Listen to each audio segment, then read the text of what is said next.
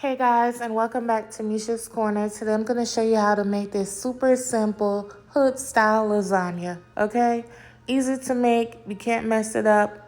Step by step, 1, 2, 3, ABC, okay? Nice and cheesy, meaty, delicious, and perfect for your holiday table if you ain't got the time. Alright, so I'm gonna start by browning my ground beef. I've made ground turkey before a couple of times, so if you're not into ground beef, I'll list those recipes below and you can check those out. This is 2.5 pounds of ground beef.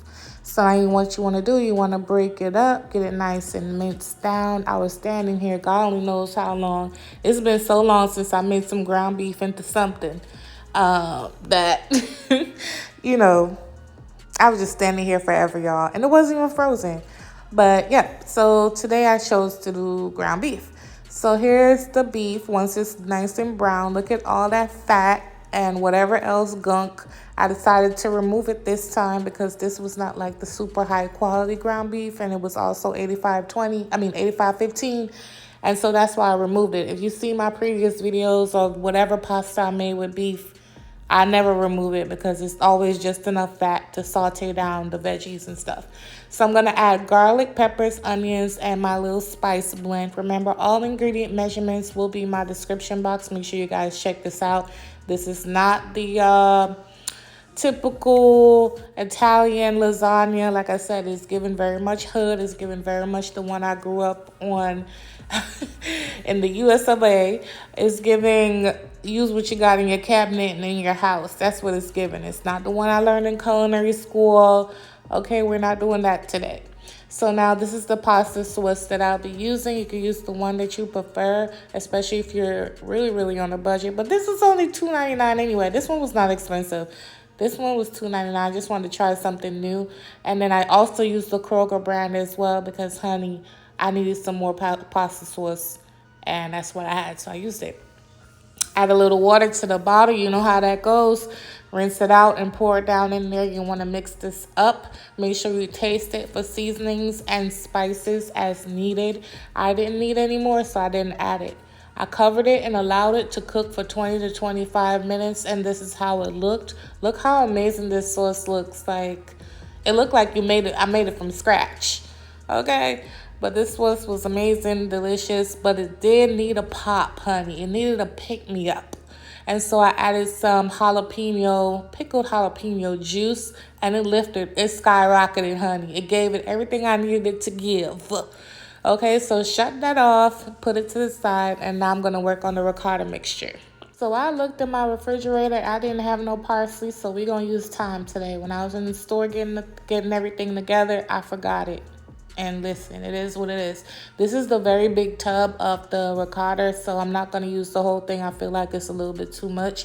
Besides, I have another recipe coming that does call for ricotta, and so I'm going to save a bit of that for that recipe.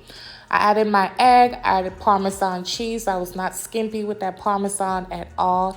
Some more of that spice mix, some of the fresh thyme, and that was it. Okay, that's it. That's the ricotta filling. And you want to mix this up gingerly. Don't spill it all over the counter. I almost did that actually, but then it worked out. Now, I don't even know the last time I made lasagna on this channel. But I've made some some really good ones. So again, every time I make something, a lot of these recipes are repeats in different ways. I'm going to always put it in my description box. If you don't like this one, try that one. You don't like that one, try another one. I have 2 to 3 of almost a lot of these recipes that I make. So these are the cheese that I'll be using. I have mozzarella, the Parmesan, and over there is Munster. Don't come for me. At the end of the day, use what you got. Don't start with me. So now we're going to put it together. Y'all, my OG subscribers, the Karens about to drag me. So y'all hold me down, okay? They're about to take it to the moon and back. Okay? So I'm going to start by putting the meat sauce on the bottom. And then I'm going to put my ready-bake pasta on top of that. You know what? I use the ready-to-bake pasta because at the end of the day, I don't have time, okay? Just let's get it done and go, okay? at the end of the day. But use the one you prefer. You'll be good to go. It all works out. So now I'm going to put my ricotta mixture right on top of here. Ooh, Karen, I can see you, girl. You fuming, boiling through the the ears. Okay, just kidding, y'all.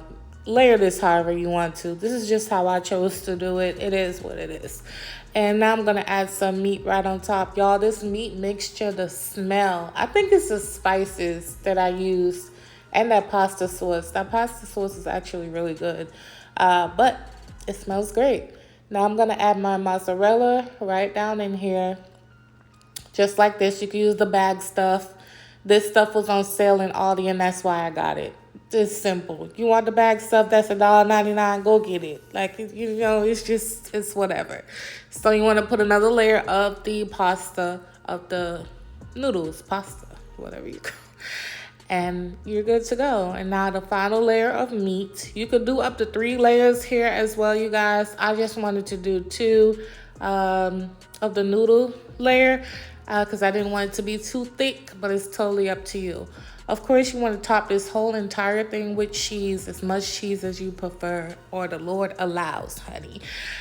And then I'm going to wrap this up and throw it into a 375-degree oven. Make sure you lid this tightly so that the noodles can cook. And you want to pop it in the oven. Do not open it at all. And then this is what it looks like once it's out, because you do want to remove the lid and allow the top to brown up and get nice and crispy and melty and gooey. And this is how it looks before I pop it back into the oven. Look how good this looks, by the way. This was me testing to make sure the pasta was actually cooked before taking the lid, before leaving the top off of it. And yeah, so it looks great already. This is how it looks once it's completely done. Now you want to let this sit. You cannot cook lasagna and cut it right away. Give it at least 30 minutes. I know it's hard, but 30 minutes, y'all, so it could, tighten up. All right, so this is how it looks once I slice it up. I did sprinkle on a little more Parmesan cheese over top. And look at the layers. You can see the ricotta layer. You can see all that meat, all that cheese. It's very meaty, by the way. This is a very meaty lasagna. I did have some meat mixture left. I'm probably going to make a smaller version and add that to it. But this was so good. The mixture was super delicious, moist, and creamy. If you give this recipe a try, tag me and let me know what you think. And I will catch you guys on my next video. Bye.